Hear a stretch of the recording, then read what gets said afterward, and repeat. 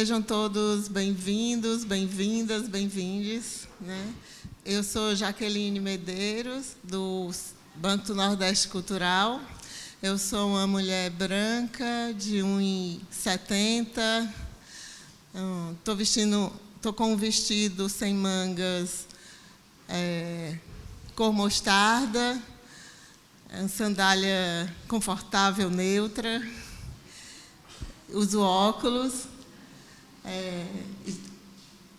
Então, mais uma vez, muito bem-vindos. É com muita alegria que a gente chega a São Luís, nossa quarta itinerância do Nordeste Expandido. Aqui a gente tem artistas que já participaram de outras edições, que estão aqui presentes, e outros que estão vindo pela primeira vez, e temos os artistas daqui também.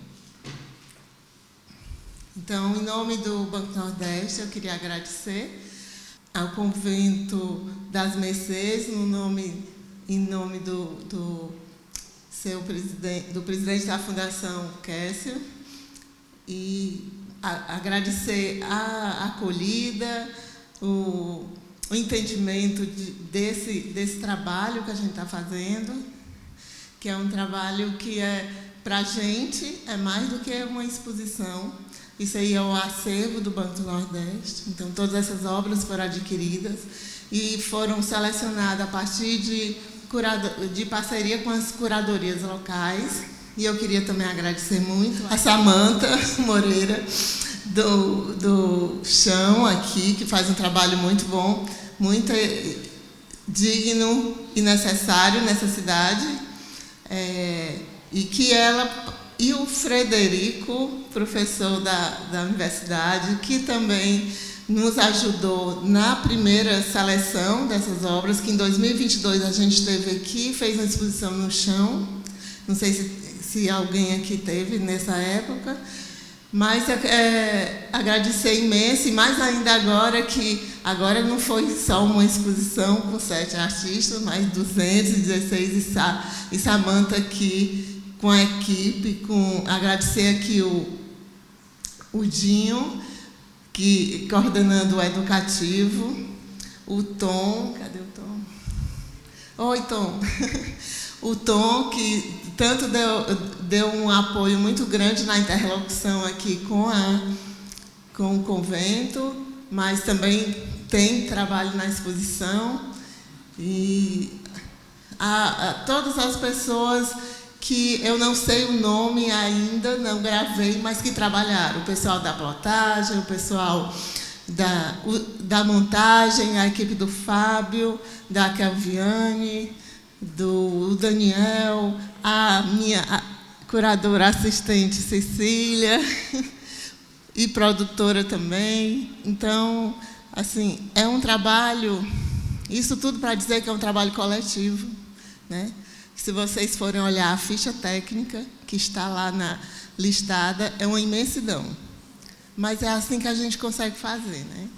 Ninguém faz nada sozinho, a gente só faz se dando as mãos e tendo essa parceria grande. E também dou as boas-vindas aos nossos palestrantes, que também vieram aqui de longe, uns artistas que vieram de Vitória, que eu sei bem como é vir de Vitória, mas é com muita alegria. E também outra coisa que eu queria dizer é que esse seminário também é um seminário para fazer pontes, né?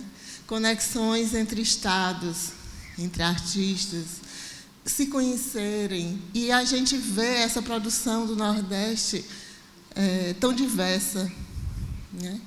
E essa ponte começar a ser construída lateralmente, não radialmente, cada estado sozinho com o centro econômico, né? Mas olhar assim para o lado, o que é que outras pessoas, o estado vizinho está fazendo, a produção dos artistas de outros, e assim se conectar e fortalecer ainda mais a produção conjuntamente. Então, vamos lá, então, para a primeira mesa, né?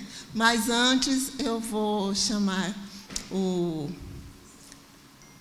presidente da Fundação para dar as boas-vindas e, mais uma vez, muito obrigada.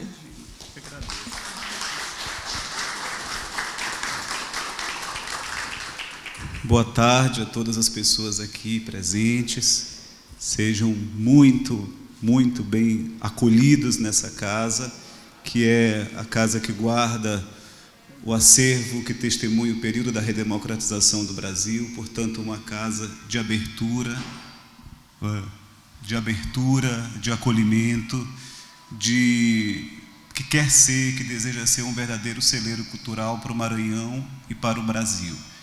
Esse é um lugar onde se deve semear a diversidade, se deve colher os frutos da diversidade cultural, artística, que pulsa no Nordeste, que pulsa no Maranhão e que irradia para todo o país e para todo o mundo. Eu quero, na verdade, agradecer essa parceria, esse convite que foi feito pelo Banco do Nordeste, por toda a equipe, porque acho que ganham as duas instituições, mas quem ganha mesmo é o Maranhão, é o Nordeste, é o Brasil. São as artes, são os artistas, os fazedores, aqueles que, de fato, são a alma desse momento, que é mais do que um evento, é uma celebração viva da nossa cultura e da nossa diversidade. Muito bem-vindos ao Maranhão. Então, vamos agora chamar para a primeira roda, a Imaginação e Políticas de Resistências. E a mediação será por Naira Albuquerque. Boa tarde. Tudo bem? Que alegria, né, estarmos juntos aqui. Eu gostaria de iniciar essa mesa, né, primeiro fazendo a gente pensar um pouquinho sobre o próprio nome assim, da exposição, né, que é Nordeste Expandido, que me dá uma impressão assim, de um zoom in, assim, sabe? Uma visão mais próxima sobre a multiplicidade do Nordeste, sobre a diversidade do Nordeste através das obras, né? Então, eu estou bem alegre de estar aqui realizando essa mediação, e agora eu vou apresentar essa mesa linda, que hoje sou fã, né, das obras. Hoje nós estamos com G Viana, que trabalha com colagem digital e manual, com inserção de pintura. Ela é de São Luís, utiliza imagens de arquivo e memória de sua família num confronto entre a cultura colonial hegemônica e seu sistema de fazer arte. G pensa no modo de criar junto com a história do seu povo Anapuru, criando inventários que trabalhem possibilidades mais felizes. G trabalha no campo das felicidades em risco. Eu acho muito interessante essa questão de pensar as felicidades em risco. Anne Gonzala é artista visual, mãe, afro-indígena, de Cachoeira, Bahia. Trabalha a afetividade e espiritualidade entre mulheres negras e indígenas, o amor entre pessoas negras e as conexões transatlânticas. Através de aquarela, acrílica sob tela, grafite e murais, ela realiza esses trabalhos e essas conexões. Elvira Freitas Lira, ela é pintora autodidata desde criança, e ela tem as cidades que viveu como influência, né? Seu trabalho é influenciado também pela cultura pop e pelas culturas tradicionais e contemporâneas do Nordeste. O seu trabalho tem tons biográficos, trazendo questões do feminino, indo do íntimo ao coletivo, do individual ao universal, através da pintura figurativa em acrílica e óleo. Ziel Carapató, originário da comunidade Carapató, Terra Nova, em São Sebastião, Alagoas. É multiartista, produtor cultural, curador, performer e realizador audiovisual. Sua trajetória é marcada pelo caminho entre essas várias linguagens. E cada uma dessas linguagens e fazeres carrega muita ciência, né? É muito interessante, assim. E eu sou Naira Albuquerque, eu sou pesquisadora em imagem e som, sou cineasta, diretora e roteirista, e apreciadora, né, das obras desses artistas que estão aqui do meu lado. Estou bem feliz. O nome da nossa mesa é bem interessante. É Imaginação e Políticas de Resistência, né? Então, eu vou fazer uma pequena falinha querendo pensar sobre isso e logo após vai acontecer a apresentação, né? Cada um trouxe uma apresentação aí. Então, pensar imaginação é pensar já a criação, né? Eu não vejo imaginação como algo distinto da criação, né? Eu vejo corpo e alma sendo a mesma coisa, né? Então, quando a arte já está lá expressando imaginações sobre outros mundos, como a arte de vocês, ela já está criando outros mundos, né? Então, eu vejo a obra de vocês como a criação de outros mundos, né? Através da criação de outras linguagens, de outras gramáticas, né? De outras maneiras de pensar, né? Da apresentação. Então, eu vejo a obra de vocês como um desligamento da representação colonial, da representação de tudo aquilo que nos oprime, e, na verdade, o crescimento, o nascimento de uma apresentação de maneiras de viver, né? E eu percebo, assim, nas obras de vocês, uma afirmação da vida, uma afirmação da alegria. Então, tem uma força ali potente de criar ainda mais alegrias, de fortalecer ainda mais as alegrias existentes dos nossos povos, das nossas comunidades, né, dos nossos corpos. Gostaria agora de abrir para vocês, né, que vamos começar por G. G tem um trabalho que fala sobre do quintal de casa à rua, né? E é muito interessante pensar o quintal e todas as vidas que correm dentro do nosso quintal, né? Então, é a comunidade, a aldeia, o quilombo, é o território que está no trabalho de G, que vamos ouvir agora. Eu me chamo Geane Viana. Queria agradecer a oportunidade de estar aqui, né, com o Ziel, com a Elvira e a Anne. Para mim é importante esse momento, também um momento importante de rever minha obra exposta aqui, e a obra de tanta gente assim que eu não conheço, mas que tem uma força muito grande. Então, eu trouxe um trabalho meu para falar um pouco sobre a vida, sobre o território, sobre a memória. E aí eu iniciei esse trabalho em 2022, né? Um trabalho que fala muito sobre, propriamente, algumas questões sobre o território do Maranhão, não só o território maranhense, mas também um pouco ali de outros territórios, né? Piauí, Tocantins. É um trabalho que fala sobre as zonas da mata, as zonas de cocais. E aí, quando eu pensei em iniciar essa fala, eu pensei muito de imaginar esse lugar da minha criação como o território, como uma rede, né? Essa rede de dormir, porque eu entendo que é no meu território, que é essa rede, que eu consigo me manter, me nutrir, sonhar e viver, né? Fiquei muito pensando sobre essa grande rede, assim, mãe, que acolhe a gente, assim, que não deixa também de ser o nosso território. Então, eu começo a fazer manipulação de imagens de arquivo durante alguns anos, né, desde 2012. E, dentre essas imagens, né, desses períodos, eu começo a trabalhar com algumas manutenções assim, de conceito sobre a minha vida, sobre a vida daqui do meu povo, né? Mais recentemente, eu estou num processo de retomada, desde 2017, de entender como é que é esse meu lugar aqui, enquanto uma mulher que tem um corpo preto, que tem uma identidade indígena também, né, que carrega uma série de conflitos, né, colocado durante todo esse período de devastação no Brasil, esse projeto, né, que também nunca acabou. A gente continua nesse mesmo risco desde 1500. Então, depois de um certo tempo, eu comecei a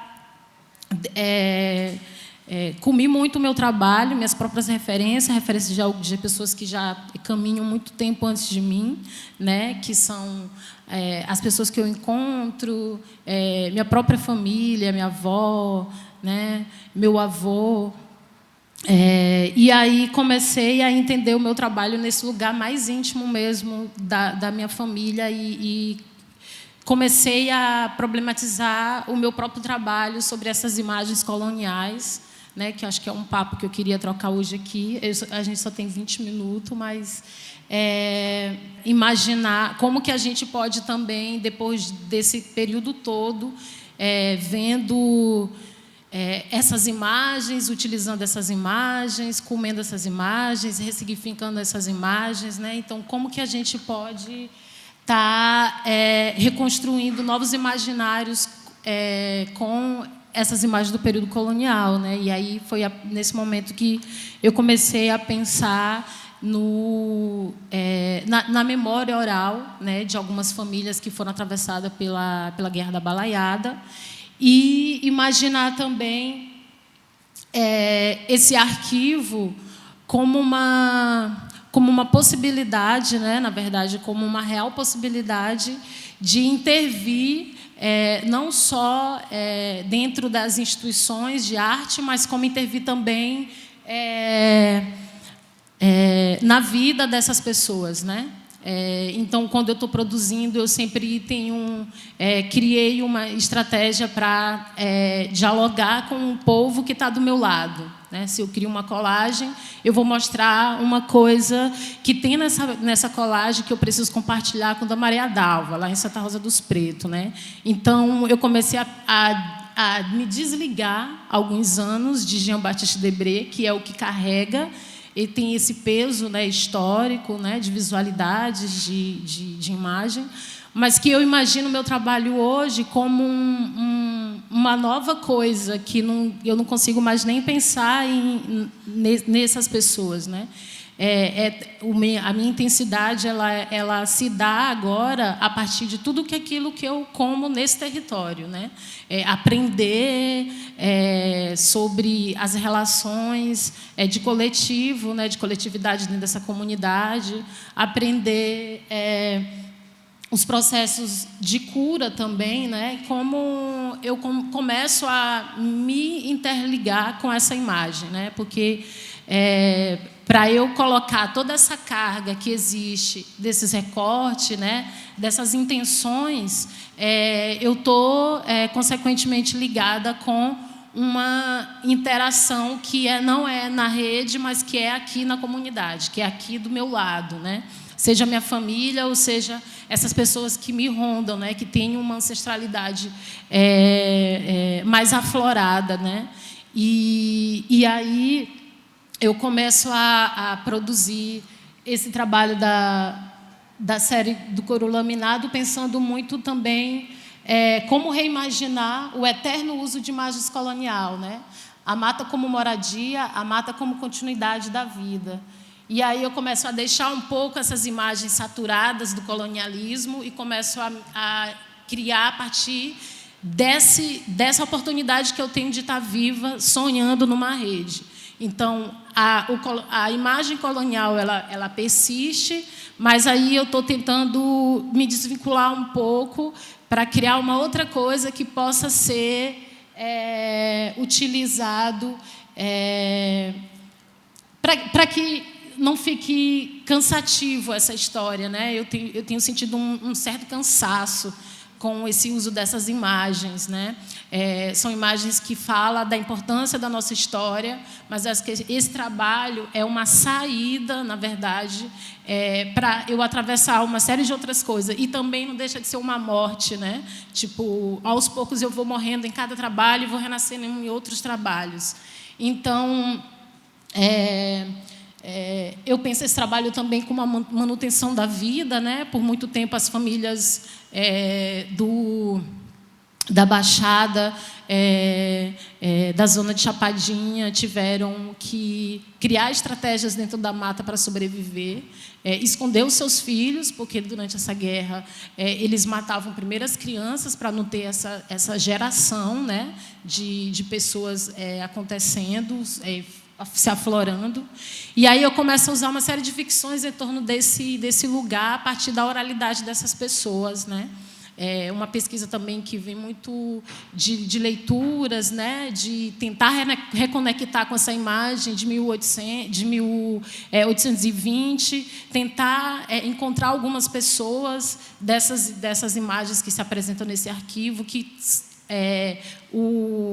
um exemplo, seu Francisco, que fala sobre o alimento que foi criado, uma das sementes que foi encontrada dentro da mata para sobreviver, né, porque eles não podiam voltar para casa. Então, muita criança também foi aterrada, foram criadas estratégias para essas crianças conseguirem sobreviver. Então, eu acho que esse trabalho fala dessa casa, né? E aí eu fico bem mais próxima desse trabalho, porque necessariamente eu não preciso continuar usando as mesmas imagens, né? Tipo, porque, enfim, eu acho que tem esse... eu não sei, eu fico me perguntando até que ponto que a gente vai sempre continuar perpetuando essas imagens. Assim, é uma crítica mesmo para mim, sabe? E aí, a partir dessa criação, né, com esse outro imaginário, com esse bioma, né, eu provoco uma série de outras confusões aí e tento também colocar algumas coisas que são apresentadas nesse percurso, né, de voltar para a sua casa, de retomar seus quilombos e conseguir manter essa vida, né, dentro desse lugar. E aí eu consigo também, começo a entender essa pesquisa numa dimensão muito mais expandida, né, até o Pará, porque existe uma coisa que é muito embicada entre Belém, Pará e Maranhão, né, esse mar, esse rio que se encontra, né. Então eu começo a entender a pintura no meu trabalho, a partir de uma provocação da própria saturação da imagem, uma imagem que aparentemente foi produzida em 1820 e que necessariamente não estava no mesmo contexto que eu venho apresentando, né? Estava num contexto subalterno, né?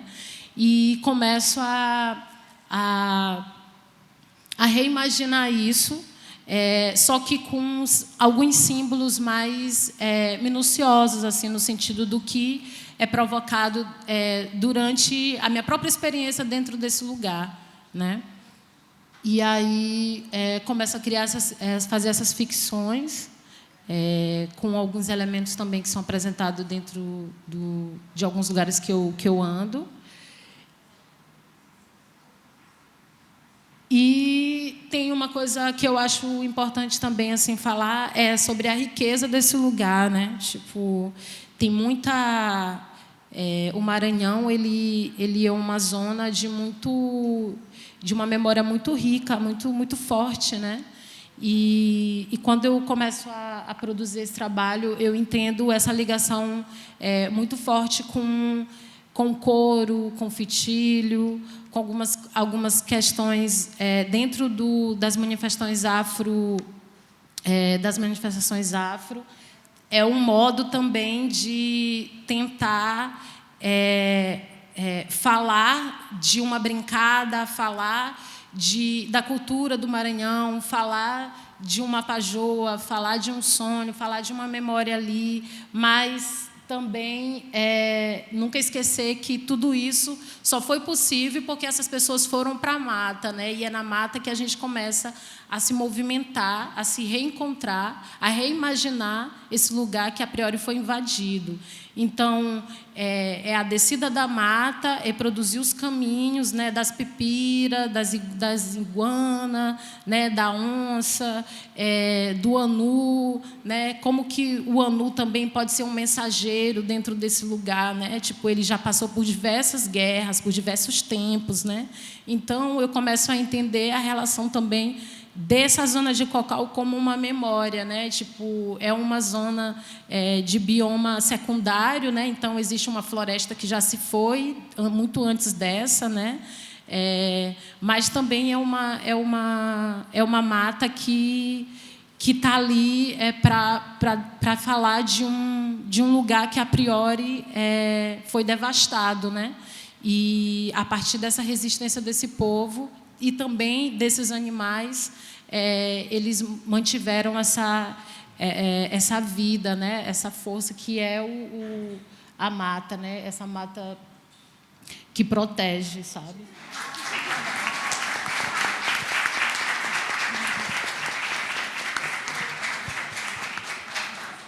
Boa tarde.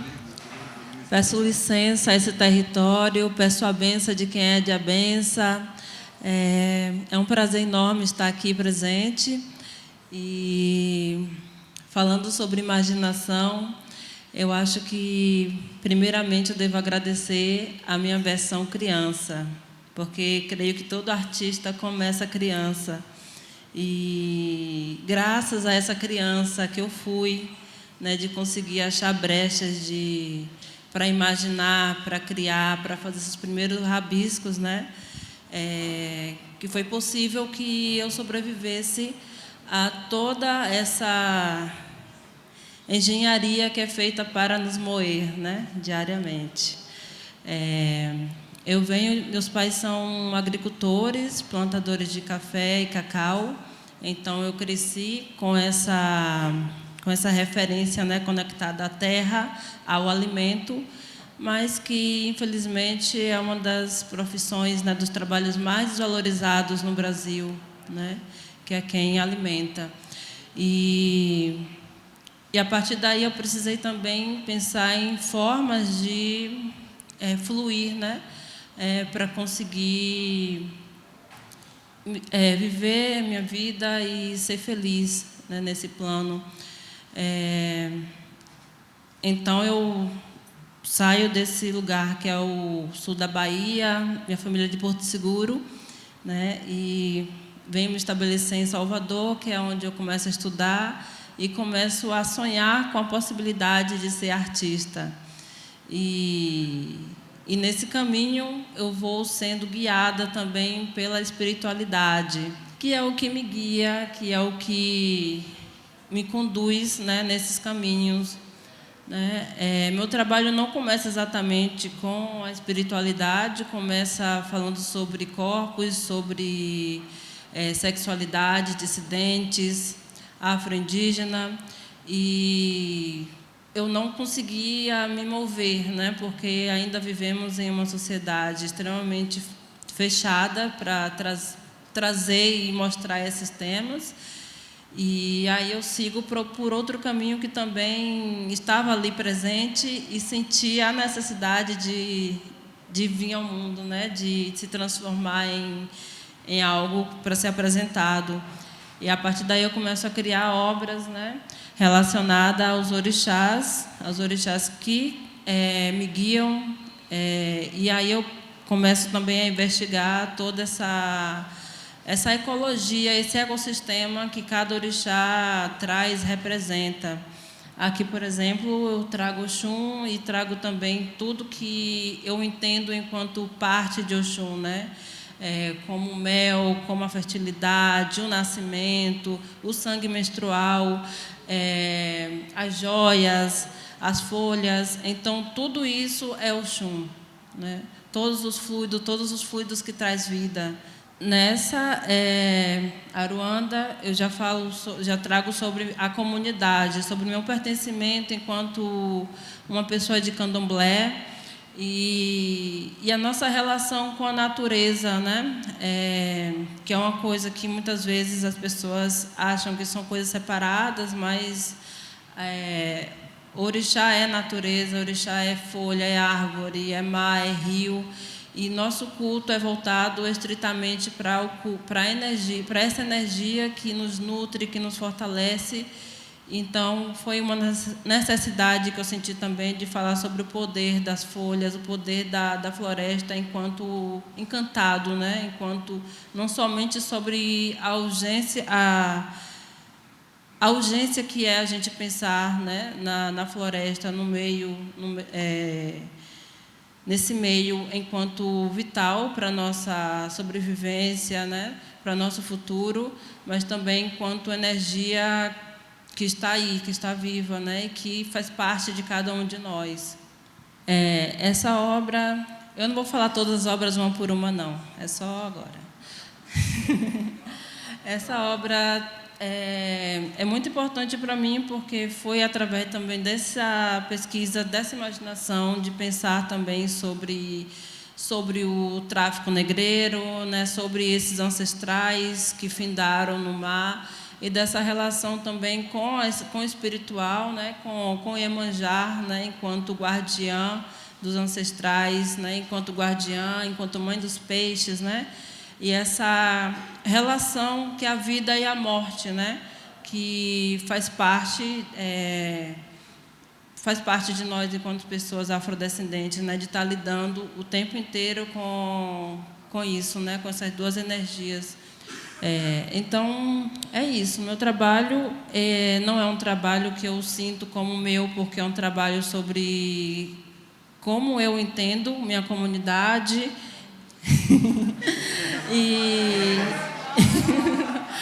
essa comunidade é o que nutre, né? Então, assim como para os povos indígenas, né, para nós, enquanto pessoas de terreiro, né, enquanto pessoas negras, de periferia, de zona rural, eu sempre entendi que a nossa força motriz está na comunidade. Então, tudo que eu crio é a partir da minha relação, tanto comigo como com minha comunidade. Então, não existiria essas obras sem minha relação, sem sentar no pé de uma mais velha e ouvir as suas histórias, né? Sem poder estar trocando, aprendendo, né? E compartilhando saberes ancestrais, né? Que, inclusive, tem muito também dessa imaginação do que se inventou a partir dessa lacuna, né? Que existe sobre nossos pertencimentos e como a gente vai preenchendo elas, né? A gente vai fabulando histórias para que faça sentido para quem nós somos hoje. E através disso eu trago minhas obras, elas traz várias inspirações, né? Como Tigana Santana, como a Sucrenac,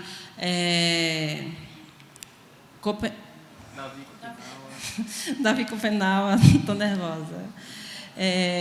Conceição Evaristo. Então, todas essas pessoas que também vão costurando, né, uma coxa de retalhos sobre nossa história, ela também serve de inspiração para que eu possa também ir pensando e elaborando isso através da minha criação, né?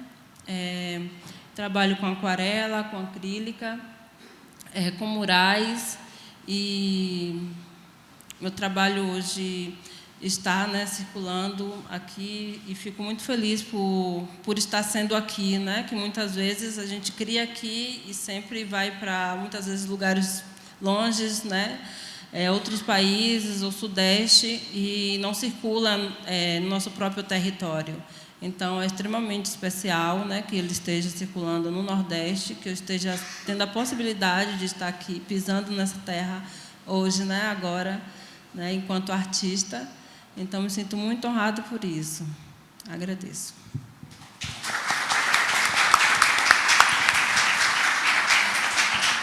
Boa tarde, gente.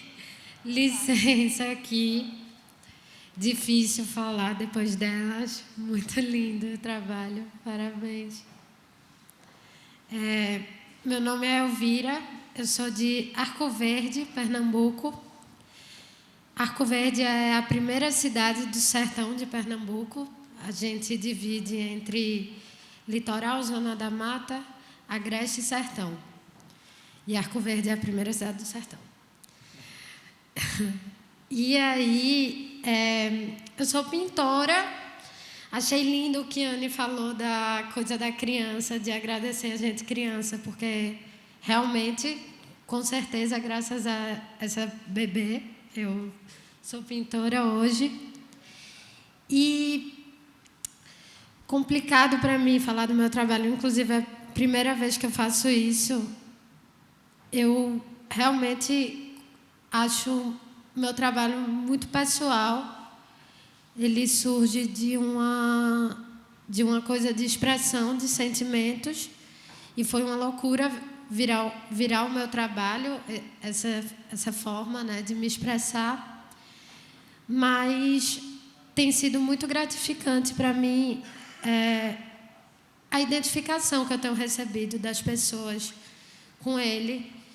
E muitas vezes eu acho a vida um processo muito solitário, e com o meu trabalho isso tem mudado um pouco. É uma forma que eu tenho conseguido me comunicar com as pessoas. Eu faço pinturas que não são necessariamente autorretratos, mas todo mundo pensa que não são, mas são situações que são, sei lá, pessoas que eu conheço. Se não sou eu, é algo que eu conheço bem, sabe? E gosto muito de escrever também.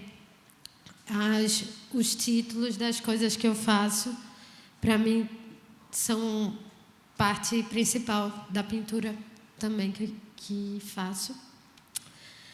E vamos lá. E aí eu acho que fico tentando encontrar uma beleza nessa crueldade que é a vida. Eu acho tudo muito difícil, muito cruel. E acredito que nas minhas pinturas elas representam essa violência, essa crueldade, mas contrapondo com algo de belo que eu tento encaixar nisso, porque realmente eu nunca conheci a felicidade pura ou a tristeza pura. As coisas sempre apareceram muito juntas. É tudo ao mesmo tempo de verdade, assim. E eu venho de uma família, estava pensando hoje nisso, pensando em vir para cá e tal. E eu venho de uma família de artistas. E eu percebi que, assim, inclusive minha mãe nasceu em Belém do Pará por conta do meu avô, que era hippie.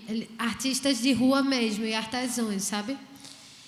E eu me liguei que eles sempre foram artistas de uma forma muito diferente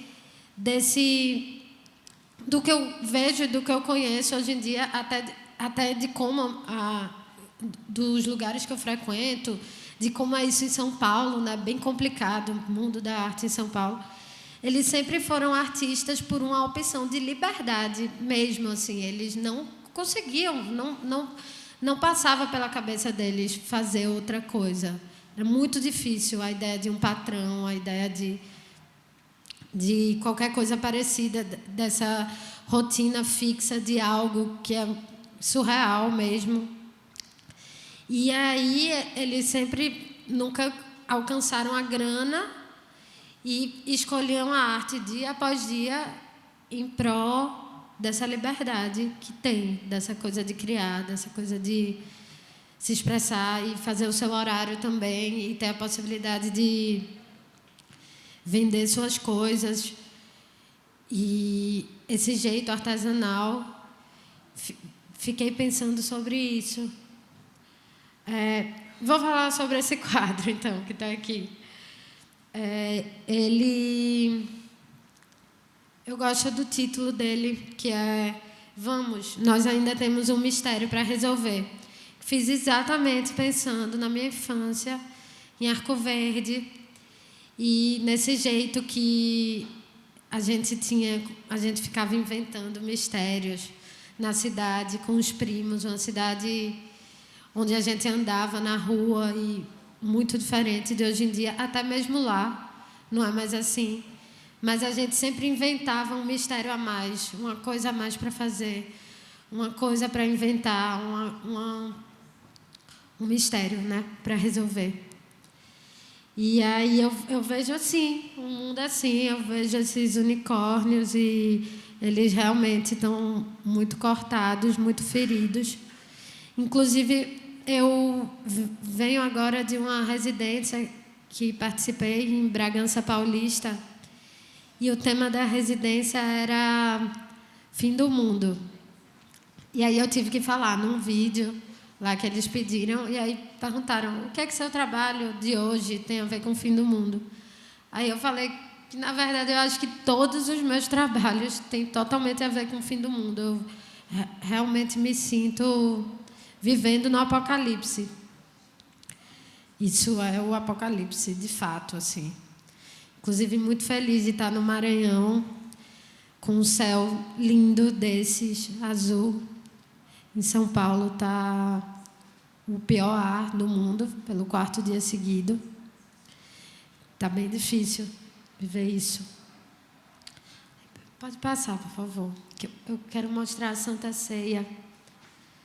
Queria falar sobre o quadro da Santa Ceia. Eu considero minhas pinturas muito contraditórias. Elas não têm uma moral, inclusive é tudo bem contraditório. Isso é uma poesia minha, uma das poesias que é sobre o quadro anterior, mas que já passou. Uma exposição que eu fiz lá em São Paulo esse ano. Pode passar. Pode passar. Um mural que eu fiz em Recife. Pintei em um dia, foi um caos. Uma pintura triste, né? Esse.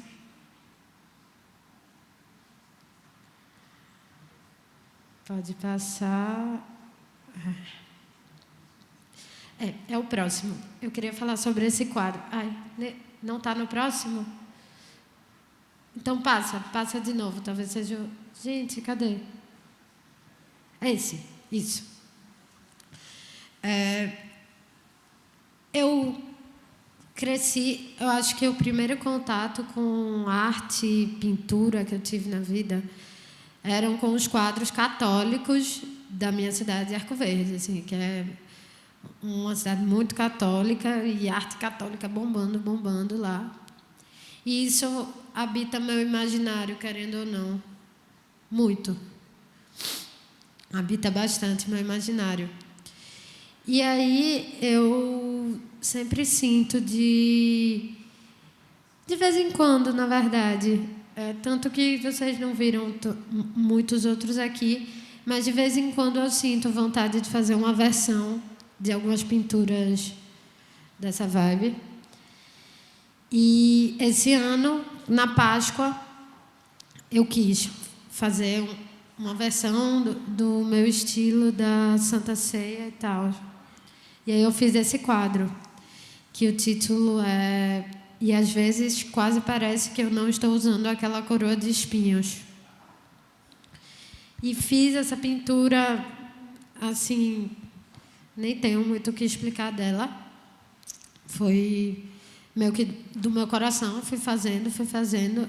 Ela foi importante para mim, até nessa exposição que tinha foto eu acendendo as velas. Eu escolhi ela para fazer um processo, 18h, eu acendi as velas nela e tal.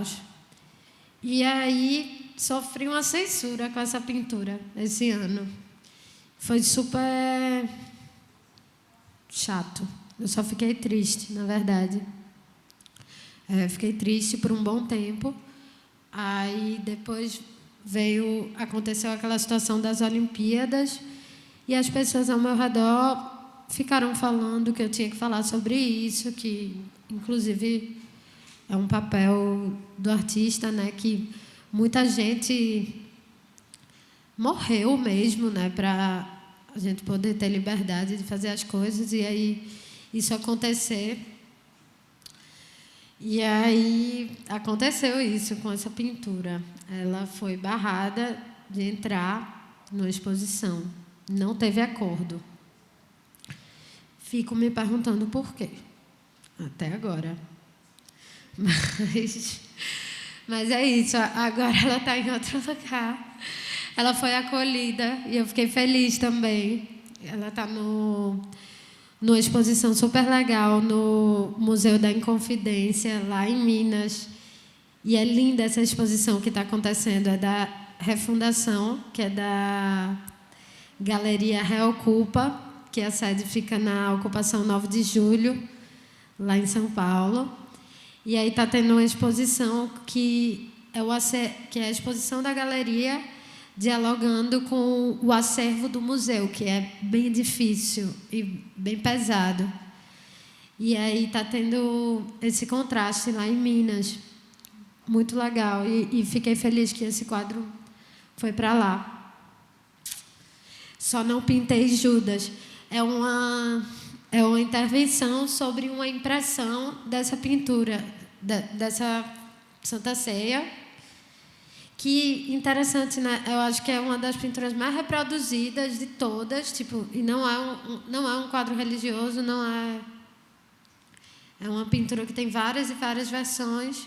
Eu fiz a minha, não pintei Judas, e foi isso. Pode passar, deixa eu ver se tem mais alguma coisa. É isso, minhas pinturas. Eu gosto muito dos arco-íris, do céu. O céu azul me inspira, eu morro de saudade das casas. Sofro muito com todas as casas que acabaram. E está muito difícil conviver com o céu de São Paulo. Muito difícil. E acho que é isso. Acho que é isso. Elvira, Oi. licença, posso fazer uma pergunta? Pode. Uma observação, uma pergunta, assim. Tem muito do feminino, das mulheres, né? E tem uma coisa que tem em todas as obras aqui, que é essa coisa do pensamento, da memória, tudo está expresso no corpo, né? E tem muito na tua obra assim, um deslocamento disso, né? Desse símbolo, dessa representação colonial do homem patriarcal. E quando a mulher entra nesse lugar, ela promove uma explosão do pensamento, né? E assim, é de uma simplicidade, é apenas a presença da mulher, né? Assim, ali naquele lugar que sempre foi o homem e tal. Então Sim. tem essa força assim na tua obra muito intensa. E um colorido doce, eu acho que eu ouvi falar alguma coisa sobre isso. Uma vez me disseram que minhas pinturas têm uma tristeza incompleta. Eu achei isso legal, que é tipo assim, é triste, as mulheres estão muito cortadas, mas tem algo que não é como se fosse uma esperança, né? Sei lá. Tem isso sim, são as meninas no mundo, é isso. Tem mulheres, meninas, né? Tem bebês. Tem crianças, tem esses caras, às vezes, péssimos que aparecem também. Eles existem. Fazer o quê? É isso. Esses velhos, ai, não. Gente, adorei. Obrigada.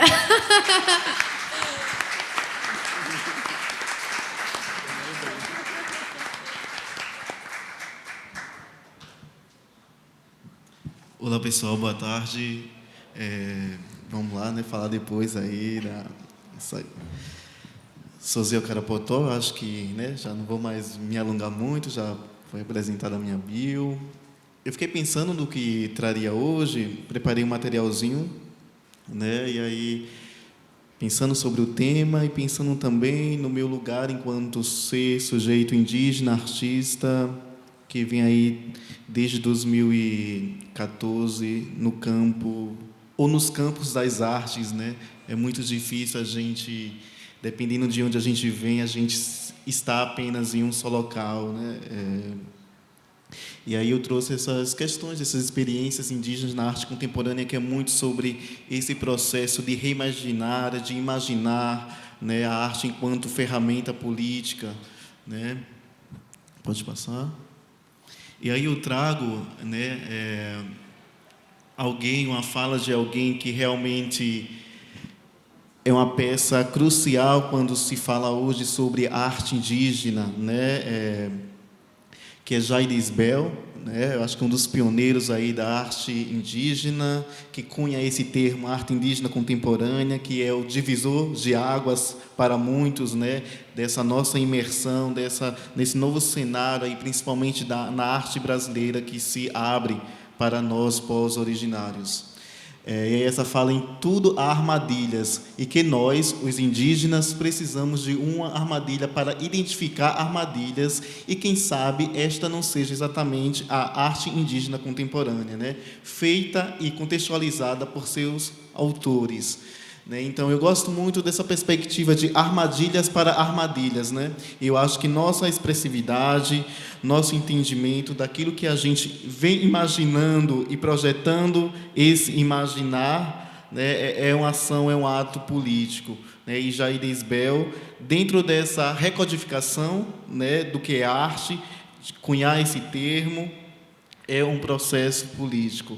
Então, eu acho que abrir essa mesa, trazendo essa fala, trazendo Jair, eu acho que é muito significativo também, né? Pode seguir.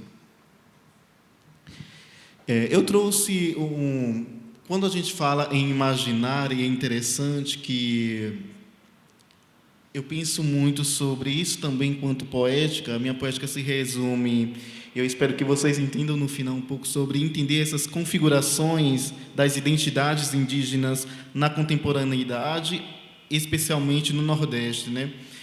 Porque eu acho, e essas reflexões que eu tenho, qual é o imaginário, né, do povo brasileiro sobre o que é ser indígena, o que são os povos indígenas, né? Isso eu, enquanto sujeito indígena do Nordeste, né?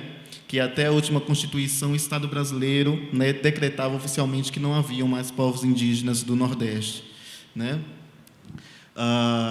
E aí, pensando nisso, que é algo muito novo, que é a nossa entrada, de fato, nas artes, né, nos seus aí diferentes campos, é recente aí, e aí eu trouxe alguns marcos, né, de exposições que construíram esses alicerces, né, foram essas aberturas de caminho. E eu trago algumas exposições, como a Mira, né, que é um dos marcos aí dessa arte indígena contemporânea, que vem aí com Jair Isbel e alguns artistas indígenas, e teve aí 84 trabalhos, né, de 50 artistas coletivos, e teve como coordenadora, uma das curadoras, a professora Leida Martins, né? Aí, em 2020, vem aí a Véshua, que teve também aí um destaque, com, dessa vez, uma curadora indígena, Naine Terena, né, que também é um marco. Em 2021, Jaider também entra aí como curador, trazendo também uma coletiva. E isso é um apanhado dessas que eu trouxe que tiveram mais destaque, né? Isso enquanto exposições com curadores indígenas, artistas indígenas, né? Mas, em paralelo, óbvio, né, estavam aí ocorrendo todo um movimento de artistas, né, de curadores também sensibilizados, sensíveis, e trazendo artistas indígenas para as suas exposições, instituições comprando obras de artistas indígenas, né? Pode seguir. E aí, em 2021, vem mais exposições, né, mais coletivas. Essa em 2021, hoje somos muitas árvores também, pela UFPE, coordenado pela professora Renata Wilner, com curadoria indígena de Abiniel Nascimento, com Juliana Chucuru. 2022, né, Mulheres Sementes, né, aí com 3 mulheres indígenas. 2022 também, Arrahão, Arte Indígena Antirracista, no Museu de Arte Sacra, uma curadoria também indígena coletiva.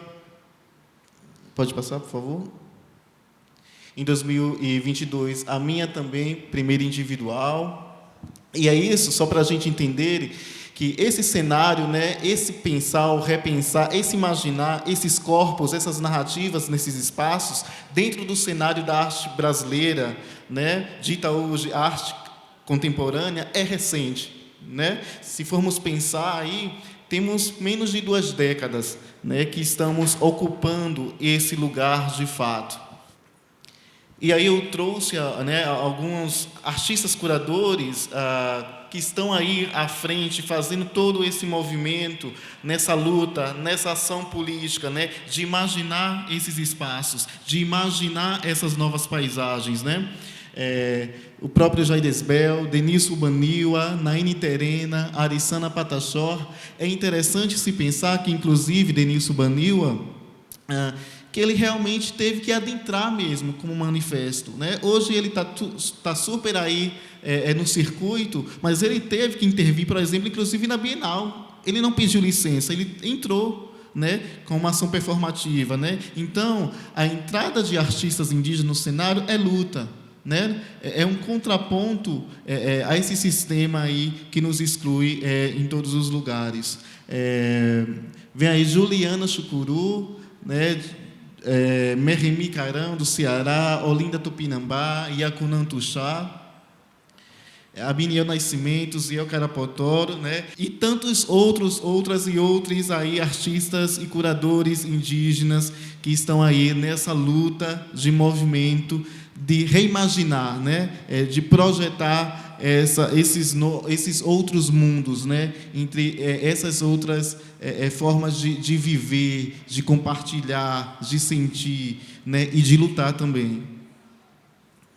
E agora, adentrando mais sobre meus trabalhos, sobre, né, minha trajetória enquanto artista, lembrando que na Nordeste Expandido eu estou como curador, né, que entro com o olhar sensível de Jaque e de todo o pessoal da equipe, né, como a necessidade realmente de ter um curador indígena do Nordeste, uma tentativa de ampliar mais esse lugar, né, esses sujeitos indígenas, né, esse lugar mesmo é importante estarmos de fato e sermos nós falando, né, sobre nós, não desse lugar único, né? Eu acho que o mundo é compartilhado, né? Mas a gente precisa desse olhar sensível das instituições, das outras pessoas não indígenas, para estarmos e travarmos uma luta juntos, juntas e juntos, né? Então, aí eu entro como curador, né? Por isso que eu contextualizo isso inicialmente, desses artistas indígenas que também são curadores, né? Nesse contexto atual. Mas falando especificamente sobre o meu trabalho, sobre a minha origem, eu sou do estado de Alagoas, o meu povo Carapotó, tá? É localizado no município de São Sebastião, no agreste alagoano. Pode passar. E aí eu trouxe, e é interessante que as falas acabam, né, confluindo. G falou da rede, vem as infâncias, e aí pensando muito sobre a minha pesquisa, que são essas configurações, esse processo de imaginar e de imaginar no mundo, eu selecionei algumas fotos de meus primos, né? E aí cai sobre esse olhar e sobre imaginar, né, esses corpos, esses sujeitos, essas identidades. Se olharmos, e aí eu sempre brinco quando eu vou dar palestras em escolas públicas, né, com crianças, eu sempre trabalho muito com imagens da minha comunidade, do meu povo, né? Primeiro, já para estabelecer uma relação de proximidade com crianças e tal, mas também de possibilitar esse olhar, né, e romper com esse olhar estereotipado, homogêneo, desse imaginário aí que é estabelecido. E eu trago uma questão bem simplista mesmo, bem fácil. É uma leitura que se dá a partir do fenótipo, das características, né? Todos são primos, inclusive, né, da minha tia, que é a Cacica, ela é filha, são filhos, né, dela, do meu povo. E a gente vê essa diversidade do fenótipo em irmãos. É muito interessante, né? E isso cai sobre imaginar.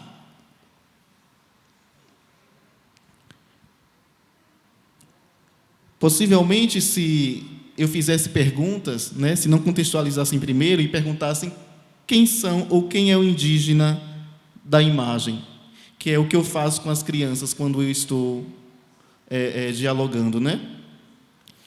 E aí, para mim, estabelecer esse tipo de relação e reflexão e de imaginação, de visualizar, né, é romper e também uma ferramenta política, né, de dizer que é muito mais complexo, né, entender essas identidades, esses sujeitos, essas relações, todas essas configurações, né?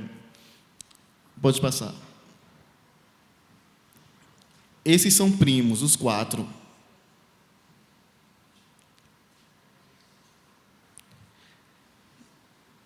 É muito bacana a gente se debruçar e olhar essas imagens, né? Essas crianças indígenas.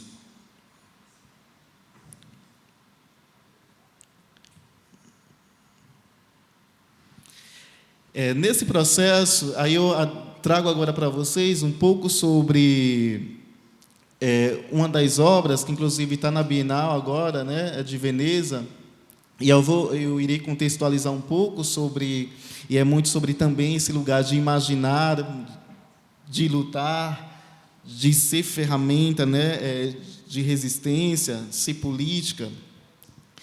E aí, contando um pouco sobre, né, contextualizando, que também se dá sobre essas configurações dos povos indígenas do Nordeste. Mas vamos lá. A obra Cardume, ela nasce em 2020, esse processo de imaginar, né, esse processo poético se inicia em 2020, em plena pandemia, quando é veiculado a lista de pessoas marcadas para morrer, né? A lista de indígenas marcadas para morrerem no sertão de Pernambuco, né? Lista aí Pancararu, feita por poceiros, né? Quando eu me deparei com essa notícia e com as imagens e com essa lista, eu fiquei pensando sobre esse pano de fundo, né, que sempre está, essas violências aí, desde esses séculos, né, e que parece que só muda, né, mas o pano de fundo sempre é o mesmo. E nesse processo de estar diante dessa notícia, que é algo que, na minha poética, eu sempre trago essas questões, né, tanto essas questões, esses valores cristãos, todas essas violências, mas eu sempre me preocupo também de mostrar o outro lado da moeda, né? Tipo, esse outro lado, né? Não é só uma lista, né, de marcados para morrer. São uma lista de pessoas que também estão lutando para não morrer, né? E é nesse lugar que a Cardume nasce.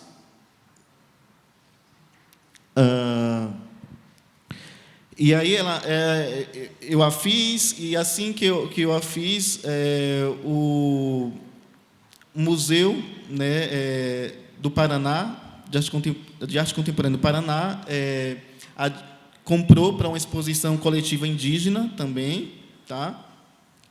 E aí ela estabelece realmente um campo de conflito, né, entre essas duas polaridades, que não são apenas duas polaridades, né? É muito mais complexo.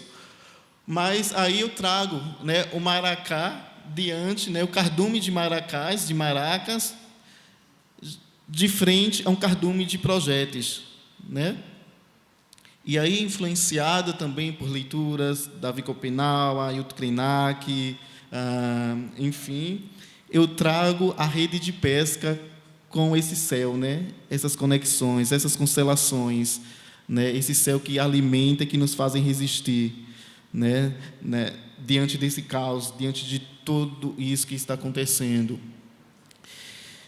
E é muito sobre trazer esses diálogos, de materializar essas tensões, esses mundos, né?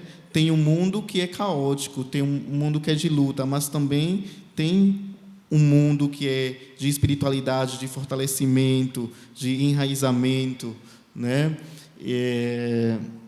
Pode passar.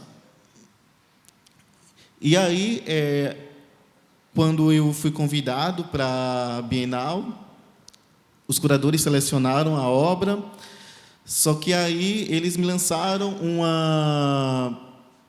uma questão que eles não queriam a obra que estava no acervo já, a obra produzida, né? Eles queriam que eu produzisse outra. Isso com 2 meses para a Bienal, para mim já enviar a obra.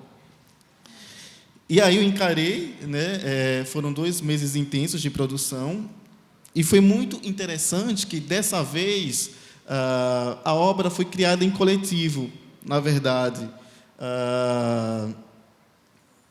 Pode passar.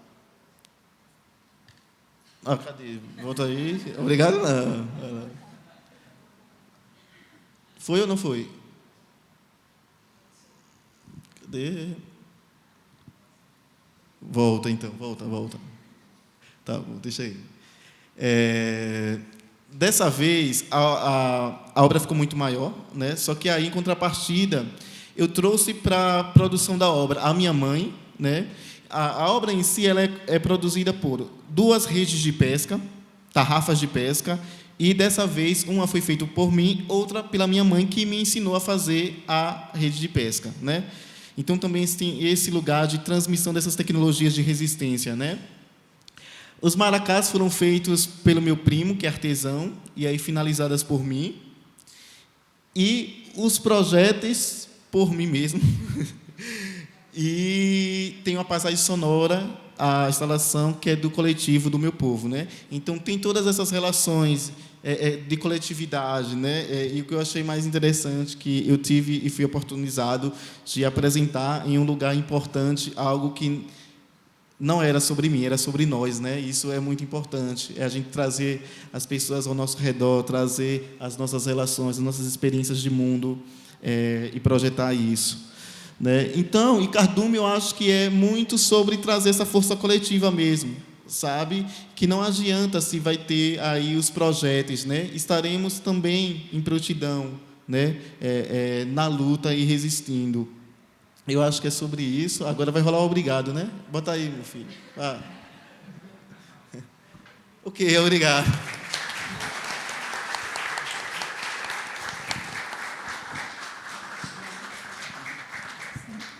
Gente, muito obrigada por esse compartilhar, né, de experiências de vida, né, porque essas obras são vida, criam vida, né.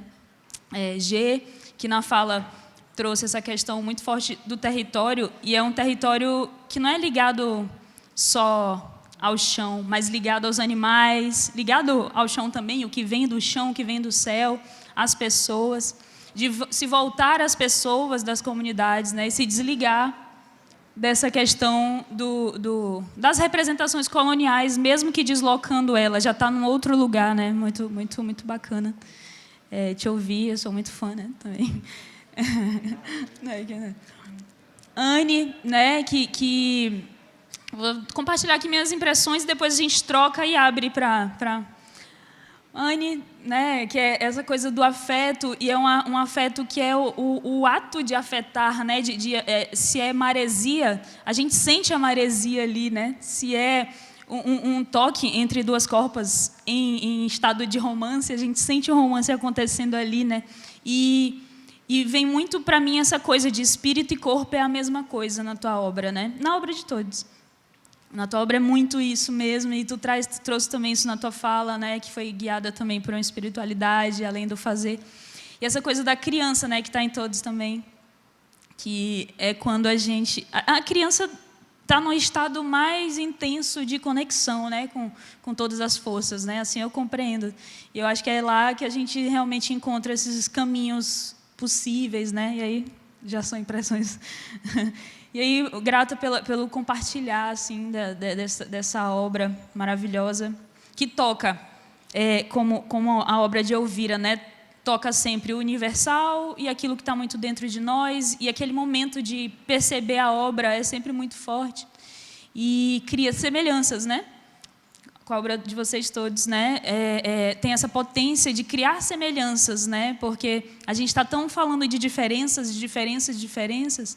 e criar semelhanças não é querer fazer ser igual, não é igualdade, mas é equidade, né? Entre as diferenças, as semelhanças pelo afeto e por se abrir às maneiras de ser no mundo, de estar, né? Eu vira a mesma coisa, né? Nesse sentido de intensidade, né? Eu pensei muito isso vendo tua obra, de um colorido doce, né? Mas um doce que é um doce que explode a ideia da doçura da feminilidade apenas, né, na cabeça das pessoas, e tu traz muito isso com essa coisa de serem obras muito subjetivas, né, da memória, e essa memória também é muito universal, porque toca na nossa memória de meninas, de mulheres em estado de alerta, né? Muito grata por esse compartilhar também. E Ziel também, que traz essa força, né? Cardume, para mim, é também um acontecimento, como todas as outras obras. Ali é um acontecimento, né? Daqueles materiais que são da vida dos povos, do povo Carapató e dos povos indígenas como um todo, da nossa ancestralidade, e um material que é imaterial, que representa uma imaterialidade muito grande, né? É um material que alimenta. O maracá alimenta a espiritualidade, a rede alimenta o corpo. E eles estão ali num embate, né, com o cardume de balas, né, de balas.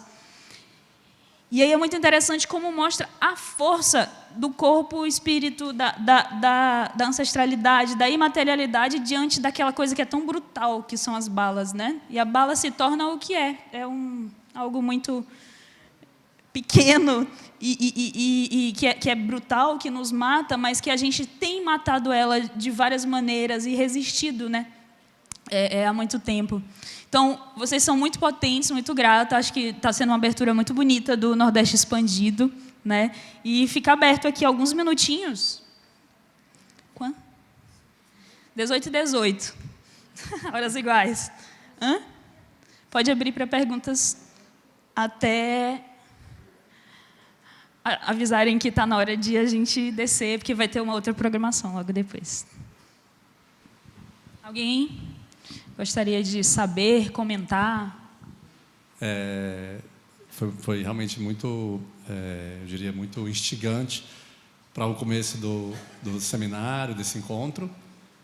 Bom, eu me chamo Yuri, sou de Fortaleza, tá? E a minha pergunta, na verdade, é para a G, aproveitando os 7 minutos. Como Naira falou, né, assim, acho que o título da mesa é muito sugestivo, imaginação e política, né? E eu fiquei pensando, enquanto você falava, no começo da mediação, que poderia ser também imaginação é política, né? Porque me parece que é quase que indissociável pensar uma separação de uma política da imaginação, uma política das imagens, né? E aí é nesse sentido que eu queria perguntar para ti, Gê. Na verdade, era que tu falasse um pouco mais dessa relação que me parece muito anárquica, no sentido de rasurar os arquivos, né? Dos primeiros trabalhos que você falou, assim, né? Dessa operação cirúrgica de fazer com que esses arquivos deixem de falar aquilo que eles se destinaram a falar, né? Essa voz autorizada, colonial, uma voz do poder, e através dessa fratura que você opera, né? Nesses arquivos, nesses cortes literais, nesses apagamentos, né? É só dando continuidade do que você já estava elaborando, na verdade. Parabéns pela mesa. É porque eu fico pensando que acho que existe um momento que você entra numa intimidade tão grande com a imagem, né, que você acaba entendendo que não mais faz parte desse imaginário do ensino fundamental de 2000 e tanto para baixo, assim, né? É o imaginário que a gente quer construir agora, né? Então, eu descartei a possibilidade até do título, né? Atualizações traumáticas de Debré. Não é mais sobre o Debré, é sobre eu e o Maranhão e todas as pessoas que me constituem. Entendeu? Então, eu penso política dessa forma, assim, a partir de pensar em imagem. E entender também que é um povo que criou estratégia para sobreviver e tecnologias e desborrar também o próprio tempo, né? Se a gente for pensar nessa liga que existe aqui no Maranhão, o tempo do Maranhão é diferente do tempo de qualquer outro lugar, né? E se a gente for para a Baixada também é um outro tempo. Se a gente for para Alcântara, eles criaram um próprio tempo, né? Que eu acho bonito também, que é uma forma política de viver, né? De eu não quero isso, eu quero criar o meu tempo aqui e criar essa dinâmica, né? De reimaginar a vida, né? De ter o tempo de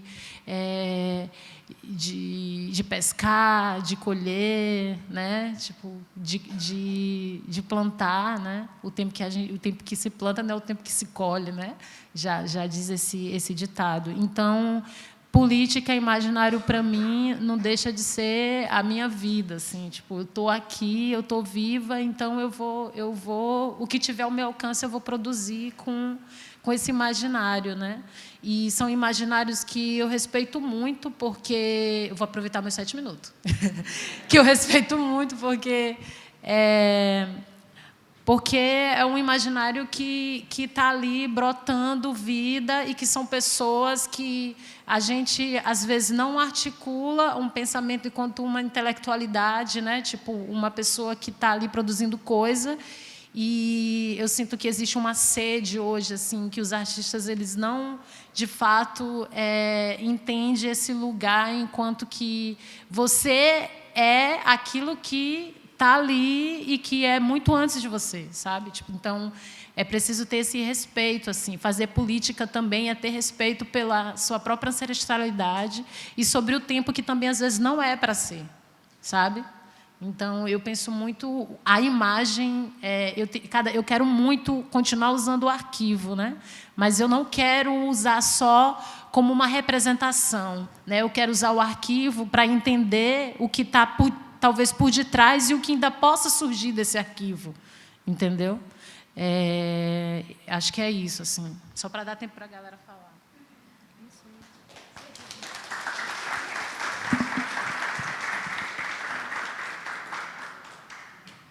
Eu acho que relembrar essa palavra política é muito importante, né? Imaginar política, de fato, já fazer acontecer, né? Se eu pensar a política como formas de gerir o mundo, né, social, e essas formas são as mais variadas, né? Criar linguagem, criar outras narrativas, né? Relembrar as narrativas ancestrais, criando o novo, né? Criando o futuro. E essas obras trazem essa força muito grande. Trazer que é política, né? Tipo, tu falou que... Agradecer a possibilidade de estar na rede sonhando, né? Isso é muito... É política e fazer disso afirmar isso, né? Como vida e como potencialidade, né? Então, a arte tem esse poder muito imenso, né? De criar memórias, e essas memórias criadas, criar ações nas pessoas, né, no mundo, criar tendência, né, e criar assim, outras possibilidades, né, outros mundos. Alguém mais? Foi presente na fala de todos vocês a questão da relação com a infância, né, de criança. E eu sou Flávia, né, sou arquiteta, tenho uma pesquisa de mestrado na Vila Imbaratel, que começou com o trabalho de G, do Rocha, da Silvana, e como essas obras impactaram nas crianças, né, de um projeto que tinha lá na vila. Então, eu queria entender como que essa nova geração que convive com vocês nas comunidades, como é que elas veem o trabalho de vocês, como é que é a relação delas com o trabalho de vocês, né? Que acredito que, como a Gê acabou de falar, a gente não tem mais esse recorte, né, da obra do Debré nos livros de história, a gente quer uma nova visão, né? Então, como essas crianças que rodeiam vocês, que têm acesso a essas obras, como é que elas enxergam isso? Como é que vocês têm esse retorno? Eu tenho uma filha que hoje tem 16 anos, mas desde o começo, assim, quando eu comecei a pintar, ilustrar, ela sempre foi a minha crítica, né? E, para mim, o mais importante era se ela estava entendendo Então, quando terminava de pintar, às vezes ela, a amiguinha, os amiguinhos vinham, eu falava, o que é que você está entendendo aí? Né? E aí vinha esse retorno, e aí eu sabia se podia seguir com essa obra ou se ainda precisava melhorar a comunicação, né? Porque se uma criança entende, qualquer pessoa pode entender. E, no meu caso, para mim é muito importante que as pessoas entendam sobre o que eu estou fazendo, né? Porque é sobre trabalho de memória e de reinvenção desse imaginário, né? Então, quando eu trago uma Iemanjá grande, né, gorda, escura, é sobre refazer o imaginário que foi roubado, né? De que Iemanjá não é uma mulher branca de cabelos compridos, magra, né? É essa entidade africana, com outros parâmetros de beleza. Então, quando pergunto se a criança também é esse trabalho também de entendimento, né, de alguém que ainda é muito fresco, né, ainda é muito verde para tudo no mundo e que tem uma outra abertura de entendimento, de compreensão sobre as coisas. Então, acho que é fundamental para a gente, como artista, né, ter essa conexão e estar sempre colocando as crianças mesmo como críticos, né, sobre o que a gente está fazendo. Eu só vou dizer que eu achei a coisa mais linda isso que a Anne falou, que se uma criança entende, todo mundo pode entender. Eu achei isso muito especial, muito lindo. Muito bom.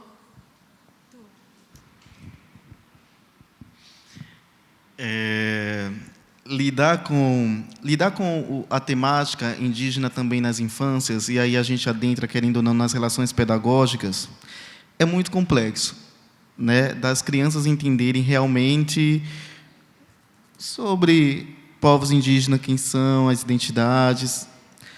É complexo hoje ainda para a academia, imagine para as crianças, né? E quando eu falo crianças, não são as crianças de classe média, de escolas particulares, são as crianças aí às margens, né? Eu lembro que um dia eu fui convidado para uma instituição de arte em uma comunidade do interior, e aí eu fui dar uma oficina. E aí eu cheguei e não falei que eu era indígena para as crianças. E aí eu as perguntei se elas conheciam o indígena, o que elas sabiam sobre indígenas, enfim.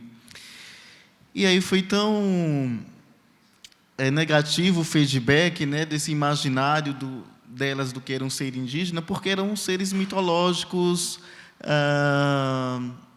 negativamente falando, sabe? Né, que comiam gente, enfim, todo esse imaginário aí de Debré para trás, sabe? Então, tem coisas que ainda é muito presente desse imaginário. E eu entendo que nós somos uma geração, né, muito nova ainda, né? E poucos de nós ainda estão ocupando esse lugar, né, de possibilitar aí realmente uma tentativa de mudança de imaginários, né? E eu falo tentativa porque a gente sempre vive, infelizmente, em alguns retrocessos, né? A gente sabe muito bem disso. Então, ainda é muito complexo para mim abordar, né, as questões indígenas. O impacto que eu sinto mais hoje em dia é na academia, de fato, sobre o meu trabalho, ainda é muito institucionalizado, né? Eu acho que a gente ainda tem que lutar mais um pouco para que o nosso trabalho realmente seja mais acessado pelos nossos, né? E, consequentemente, pelas crianças, pelas infâncias. Bom, eu queria fazer uma pergunta para você, que foi a última fala. Na verdade, não é bem uma pergunta, mas é uma questão para a gente poder pensar junto, que é o seguinte. O Jaider, ele teve mais de 30 obras compradas pelo Guggenheim. E quando a gente pensa nisso, a gente entende que dentro do sistema da arte existe um sistema de circulação de mercadoria e um sistema de circulação de valor.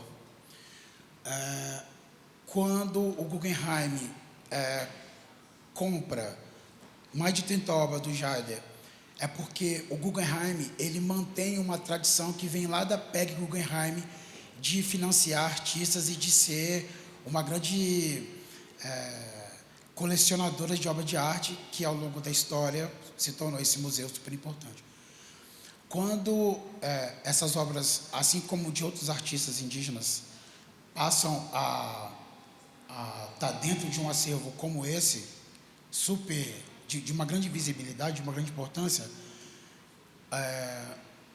como é que os artistas e tudo aquilo que eles produzem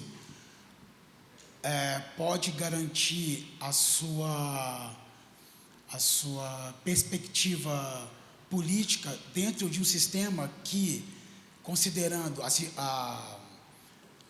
a circulação de valor, também tem uma certa luta contrária, que é a de acumulação de riqueza e de valor capitalista. Então, assim, se por um lado a obra do Jaider e de outras pessoas que vêm a reboque ampliam essa produção indígena, ao mesmo tempo ela é cooptada por um sistema que, por mais complexa que seja os conceitos por trás das obras, o que está em jogo ali é a produção de valor.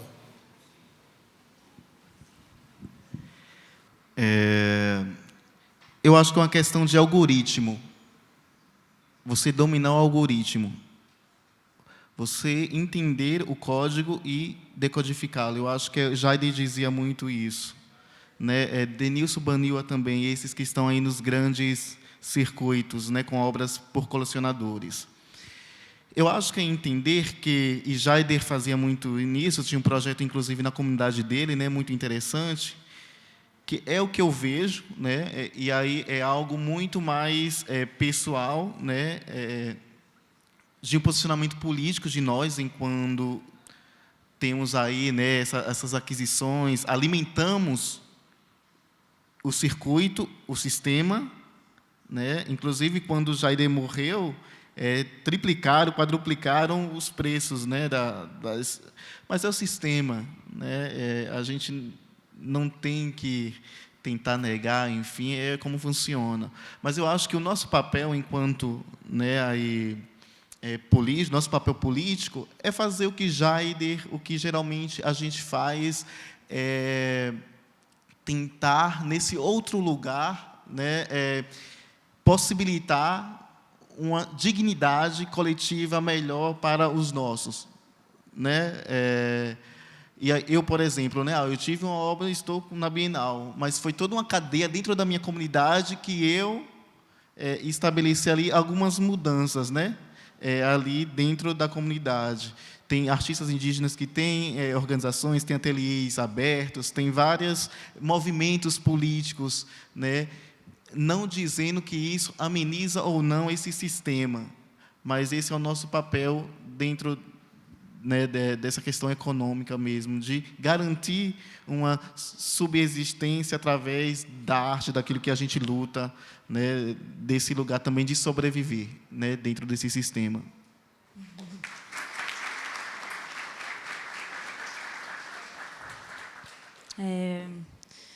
Só fechando aqui, eu fiquei com vontade de falar também.